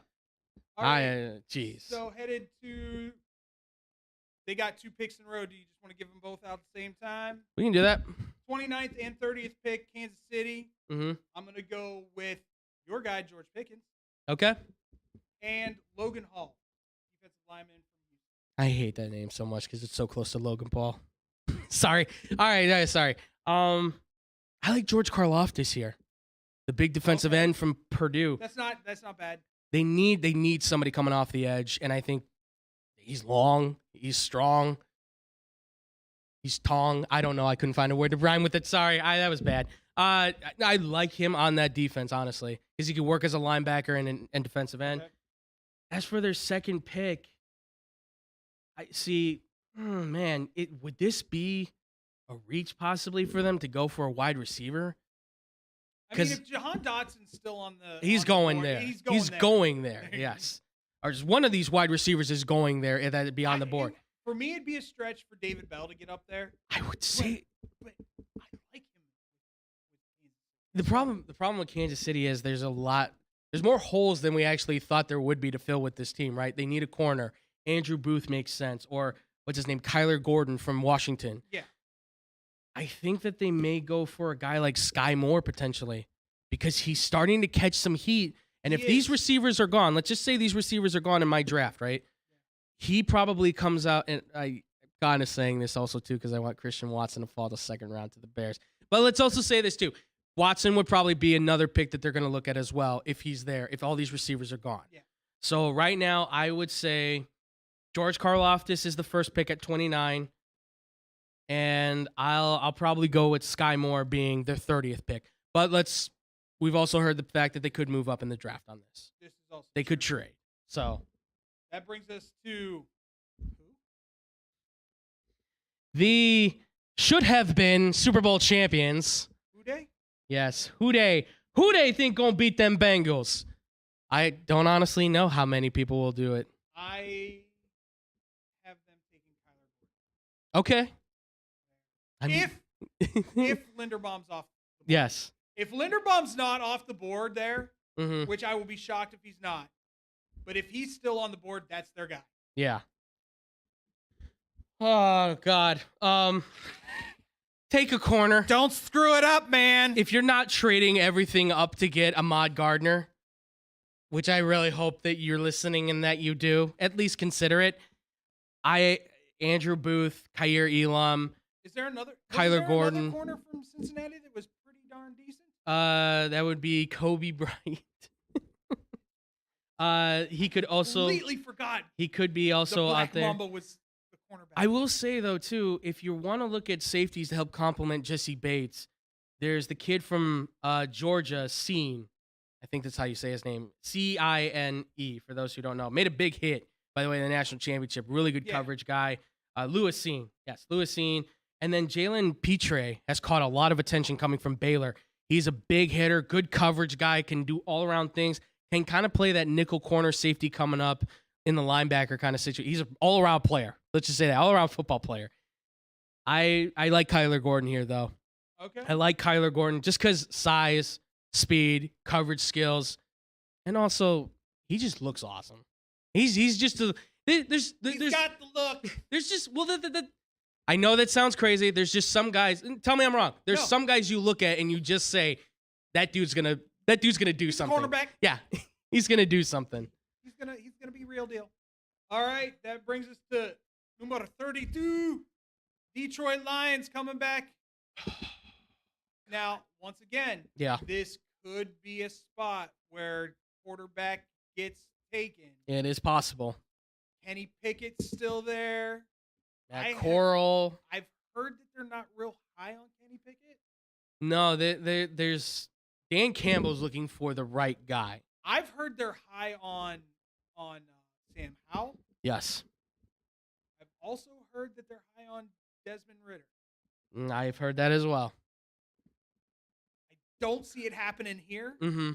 That being said, I'm going to take one of the guys that you just mentioned, Jalen Petrie.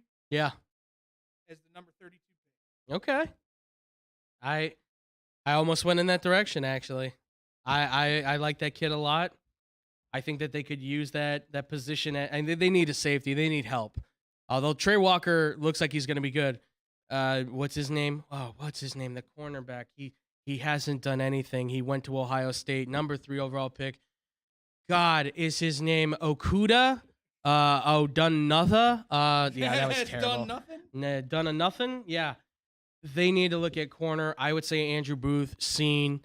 Petrie would be great here. Are you talking? Well, you're not discounting the kid from Penn State. No. I'm gonna butcher his name. I did it. Oruwane, I think is how you say. Oruwane. He's great. He is such a great shutdown corner. He does great on the bump and run. I will say, I think the guy that they should, because listen, if they're taking Aiden Hutchinson at 2, got your defensive line. By the way, your offensive line is already set. Taylor Decker and Peni Sewell are going to be great. I don't think you need any more wide receivers at this point. You can find them in the later rounds. This is a deep wide receiver draft. That, and you also, and you're picking after in the second round pretty early, so. Yeah, you've got this pick, and then 2 picks later, you're in the second round. Exactly. So I will say right now, as far as it goes for the Lions, oh my God, it's tough, but I think they go with an edge rusher, and I would say that they should go with maybe that guy from Minnesota, Mefil. I can't remember his name. I'm so sorry. I think they will go with your boy, Arnold Epiekti. Is that how you say his name? I feel because listen. Ek? Ek, yes, Ek. Kids. Sorry. Yeah. I know by Ek. I know. Yeah. I tried to say his name. I looked at his tape. Great pass rusher, good hands, can work as a linebacker, defensive end. He's a lot like Owe. Yes. A lot like his first step. It's incredible. Explosive. It's very fast, and I think that's the stepping stones you need to get pressure on quarterbacks. Real quick question to you. Yes. Is it possible the Bears take their first 2 picks and try and trade with Detroit to get into that last pick in the first round? And if they do, where do you think they go? If they do, it's because there's a wide receiver that is still on the board that they believe by the time they get to 38 will be gone. So you're saying maybe like a Jahan Dotson? Possibly. Christian Watson is another one. Maybe Sky Moore. The problem is that I'm not real high on Sky Moore like everybody else is. I do love Watson, but if Jahan's sitting there, somebody's making a move to get into that last one. It's a matter of what receivers will be there, because I think that's one of their primary targets right now. If you think there's a guy that's there that you're willing to make the sacrifice on, just make sure you get back like a 4th round pick, I would say, on it too. This year? 2 seconds for that first means I would get back a 1st, a 4th this year, and like a 5th next year or something like that. Okay. So get back draft picks with that. Don't just trade 2 seconds for the first. Get back something in return. Like a 3rd. Yeah, get back, like I said, get back a 3rd if you can, if not a 4th, so that you can at least have another draft pick. So you say, okay, we pick in the 1st, we're out of the 2nd, now we go 3rd, 4th, 5th, 6th. I would say 2 seconds for their 1st and a 4th this year.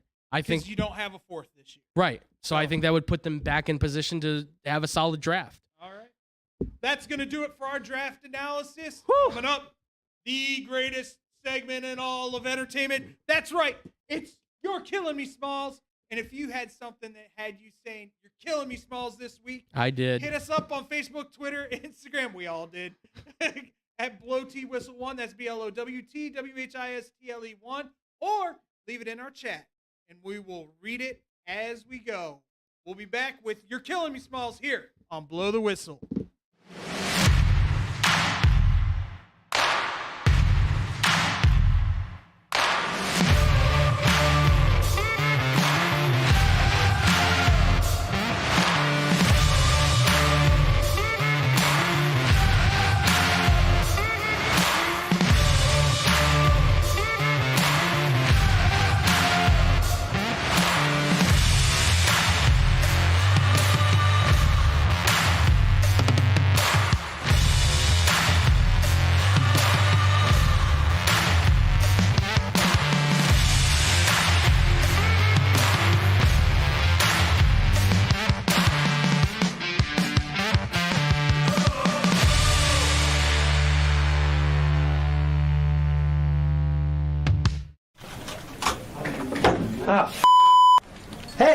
Watch your mouth. Why? I'll just put a quarter in the swear jar. Once it's filled, we get a Coors party after work. I've been drinking Coors since my college days. The cold draft taste, the second stuff. Yeah, worth the recorder, am I right? You know it, mother. Hey, you get those reports done? Yeah. No. You, sir.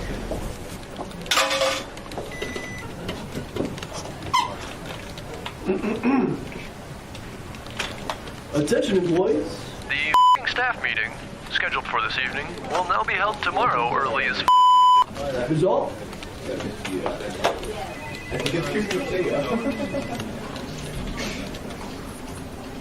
Dudes, we're only 75 cents short. Oh, shh. The boss. Hey, sir, go yourself. You're fired!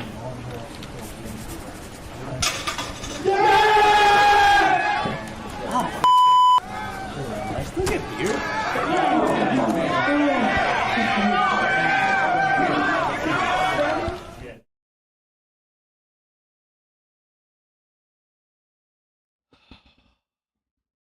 And welcome back to Blow the Whistle live stream here at Illinois Media School Studios. Straight out of Lombard. Been here for years. I'm gonna start wearing a clock. That's Flavor Flav in Public I know. Enemy. I know, completely different group. It's completely different. Different group, but I don't care. That was Fight the Power. Fight the power. Best version of that's with Anthrax, though. I have heard that, yes. Oh, so good. Something about rock rap collaboration. If it worked for Run DMC and Aerosmith. Didn't work for the Bears, though. No. Collaboration. No collaboration. All right, that being said, speaking of You're Killing Me Smalls. Oh, yeah. The word collaboration wherever will be You're Killing Me Smalls. Yep. Like I said, hit us up Facebook, Twitter, Instagram, or in our chat and let us know what was killing you this week. Andrew, I'm going to let you go first, my man. Okay.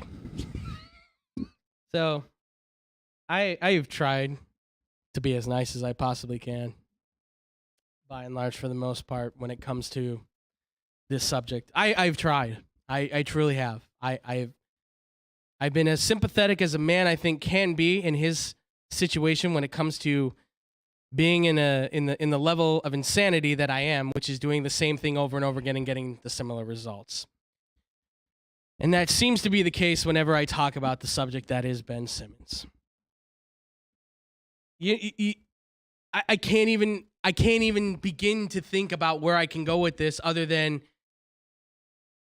you are the sorriest sucker I've ever seen to play basketball in his life. I never thought a human being could show any less care about being in a professional sport other than a man who simply wants to sit on his ass and just collect a paycheck by doing nothing. You are the perfect example of the guy that people talk about saying, what, he's 6'11", 240 pounds. You expect him to be at T-Mobile? That's where Ben Simmons should be right now as a T-Mobile guy going, hello, can I take your order? But he wouldn't even do well at that because he would suck at it anyways, because he wouldn't make any phone calls, because he would be terrible at it. This man has done nothing to help his career progress. He has done nothing to be able to help the Philadelphia 76ers get any farther in his life. He has completely torn himself apart because he wanted to date a Jenner, which obviously that always works out for everybody, right? And you completely have detached yourself from reality thinking, I'll have 2 homes in Philly. Who has 2 homes in Philly? Seriously. I mean, you're renting a car every month. My goodness, man. Can you not manage your money? Do you have people around you saying, man, your penis is made of gold, my friend? Unbelievable. This guy thinks that he is King Midas, that everything he does is perfect in every single way. Are you kidding me? How do you think that you can get away with this stuff? It's game 4. It is on the line. You need to play. It just came out in a report that your teammates and your coaches called you out and said, yo, you need to play game 4. We need you in this game. And what did you say? See, I have this mental break that really kind of worked on my back. Are you kidding me right now? Now, I get that there is this sensitivity that we need to take to mental health. I am fully aware of that. But what you are pulling is straight up just garbage, my friend. Just straight garbage. You think that we're going to be suckered into this? You think that I'm going to feel sympathy for you? You're damn wrong, man. You are damn dead wrong, my friend. You have completely destroyed every possibility of your career ever going forward ever again. You have completely destroyed any possibility of you being an MVP, ever being the greatest all time. This was supposed to be a generational talent individual for the Philadelphia 76ers, the man that's supposed to take them to the championship, the man that's supposed to lead this team. And you sorry sucker can't even take a layup because you got to pass it to your teammate because you think he's got a better shot at it, because you're afraid to go to the free throw line. And then you want out of the team because, what? You don't like the media yelling at you? You don't like the fans yelling at you? You know what BS stands for?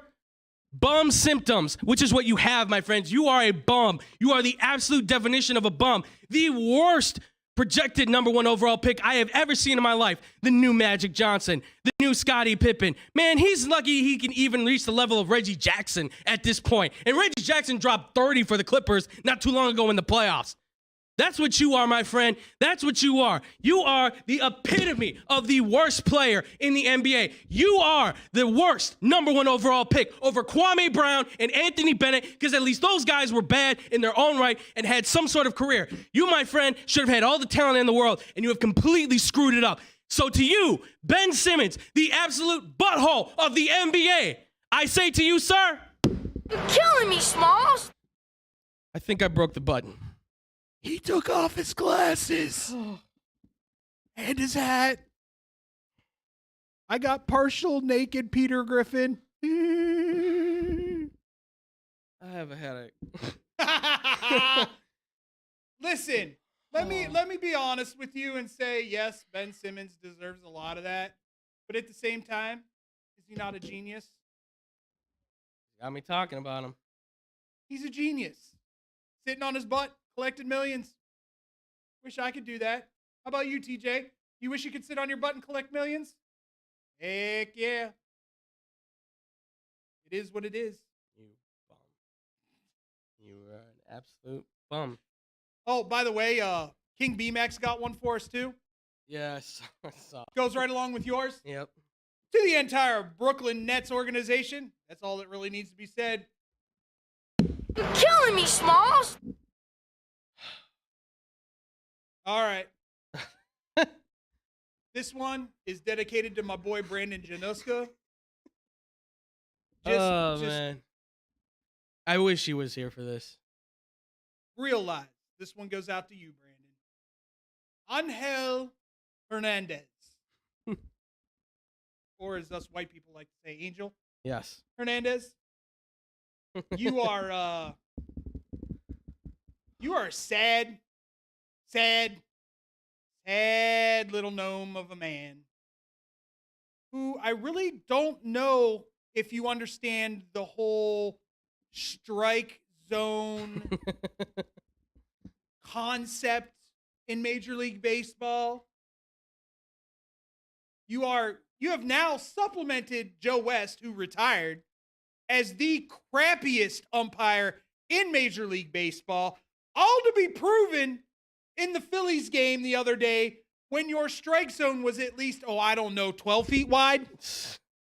It looked like. It's a hell of a way to put it, yeah.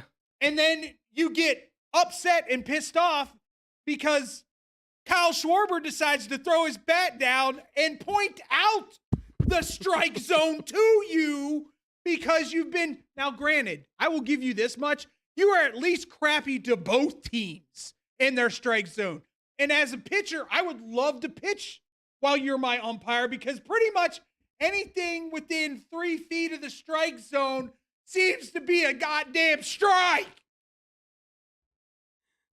There needs to be something with Major League Baseball. If you're not a good player in the major leagues, what happens?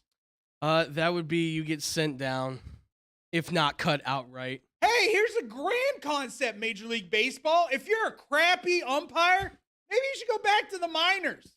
Learn how to be an ump. Learn the strike zone. You are going to be the reason, just like Ben Simmons is going to be the reason that pay to play becomes a thing in the NBA. You are going to be the reason that robots take over for umpires in the major leagues. And for that, Angel Hernandez, I give you a big old... You're killing me, Smalls. I feel better. I feel cleansed. I hope I did you justice, Brandon, because I know how much love you have for Angel Hernandez. That being said... I just got a message from some of my friends that are watching up on their big screen of us. And my friends have come to ask us after all that. They're like, are we okay? I'm promise you I'm okay. You guys know exactly how I feel about Ben Simmons, so thank you. Thank you to my buddies out there. We're going to go eat some sausage. Yes. We have a couple more heart attacks. Oh my God. I have my left side of the head is throbbing right now. I don't know what side is which. This is what Simmons does to me. This is what this guy does. Doesn't hurt so much here or here, but right in here. Yeah. There's a tumor right now the size of Ben Simmons that's like right there. I can feel it. All right, man. Quietly, calmly, tell them where they can find you. Well, ladies and gentlemen, you can find me at the Fluffy Guru on Twitter, but you guys can also find me at Boom Crew Instagram, at Boom Crew Captain on Instagram. Sorry, my brain right now is completely jumbled. Also, too, if you want to catch me anymore, you guys can find me at the X-Bomb Sports Live Show. Catch them outside, too. And that's, how about that? You guys can also find me on X-Bomb Sports. I'll be live tomorrow. We'll be doing a cold coverage of the NBA playoffs. Plus, we'll be doing the first part of the draft, and then Thursday we'll be doing the second part of the draft. It'll be myself and Drew. Are you going to be around tomorrow? If I could stay awake, I'll be here. Okay, all right. Well, see how you feel, and then who knows? We might have some of David on here for today, and then tomorrow for Thursday for sure. If you're around then too as well, we'll definitely do it. And and then you can also catch me as well with these guys here on Blow the Whistle, both on the TV side and on the radio side. My name's David Dykstra. You can find me at ddykstra7795 on Facebook and Twitter. You can also find me at David Dykstra4 at Twitter. That's going to be changing, just so you know. I'm sorry, we just changed it. I'm sorry, dude. I have to do it. TJ's gonna be just about as pissed as I was with the Ben Simmons thing. Just throwing the keyboard around. I am happy to announce I can finally do this. You can. I'm happy to announce that I am now the full-time board op producer of the Daily Tip on the BetQL network, 5 a.m. to 8 a.m. Monday through Friday on the BetQL network. It has Michael Jenks and Chelsea Messenger are your hosts. Unbelievably great show. Funny as all get out. They are absolutely hilarious. Have great knowledge as well. That being said, look for me to be on there here and there, giving my 2 cents, especially when football cranks up. Other than that, you can find me here every Tuesday. Times vary depending on how much we need to talk about. You can find us typically Mondays 2 to 4. It's been a little scattered. We've got some things going on. Oh, by the way, Tyler, hope you're enjoying Nash Vegas. I hope to the greatest social media director of all time. Absolutely. Emily Green. We hope you're enjoying Nash Vegas as well. Yes. Hope to hear from you guys soon. Hope it's better than hear about how great things are down in Nash Vegas. Absolutely. Hope it's better than Manch Vegas. Yeah. Just Manchester, New Hampshire, for those who don't know. I hope it's better than Vegas. Let's just be real. Yeah, it's fun down there. I know it's better than the AC. Somebody brought that up to me. Hey, have you ever been to Atlantic City? I was like, yes. Why? Yeah. I was thinking about no. Why not? It's in New Jersey. Oh. Yeah. You ever heard of Vegas? Yeah. Worse. That being said, you can find us 2 to 4 typically on Mondays. Blow the Whistle. Me, Andrew, our boy Tyler, giving you all kinds of info on everything sports that's going down. What else? Brandon Januska. He's doing his thing at the 90s hour at 9 on 94.3 WMKR Genuine Radio. He's doing a great job. And eventually we are going to call you and ask you how to spell Harry Carey, Brandon. Just so you know. It's coming, buddy. You don't know when, but it's coming. It's coming. And also, too, check out his podcast with Baseball Baseball Banter with Brandon. Why'd you have to make it 3 B's, dude? Alliteration. I know, but it's screwing me up. Baseball Banter with Brandon. Check it out. I think he's going to drop a new episode here pretty soon. I hope he's going to have us on the podcast at some point. We'd love to talk baseball with you for sure. Andrew would love to talk baseball with you. Yeah, I'd love to talk baseball with you. I miss you, buddy. We all miss you. We do. And if you're ever in town, hit us up. Stop. Oh, he just going comes to up for the weekends to go to the Cubs game. Yeah, I know. You come up to the Cubs game and doesn't say anything to us. Soul. Doesn't want to hang out with us. Mr. Big Shot. It's okay. Big timing us. Just like somebody else likes to big time us. You know who you are.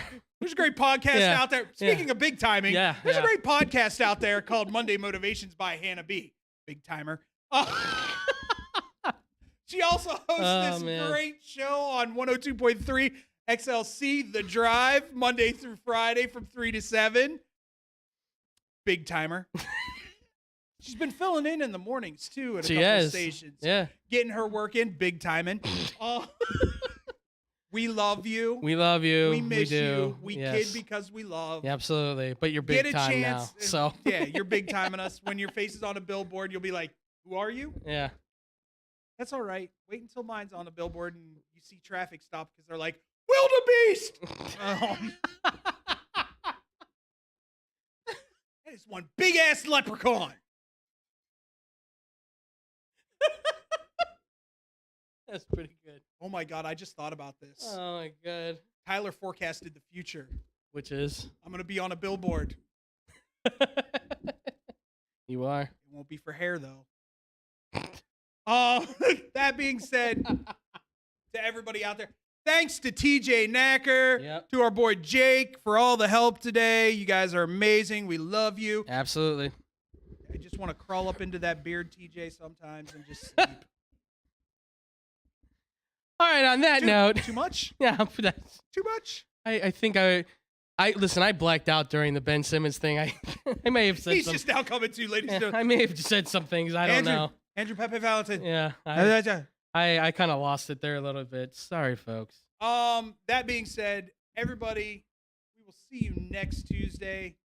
Stay positive, be positive, surround yourself with positive things, and positive things will happen to you. Mm-hmm. We love each and every one of you. Have a great night.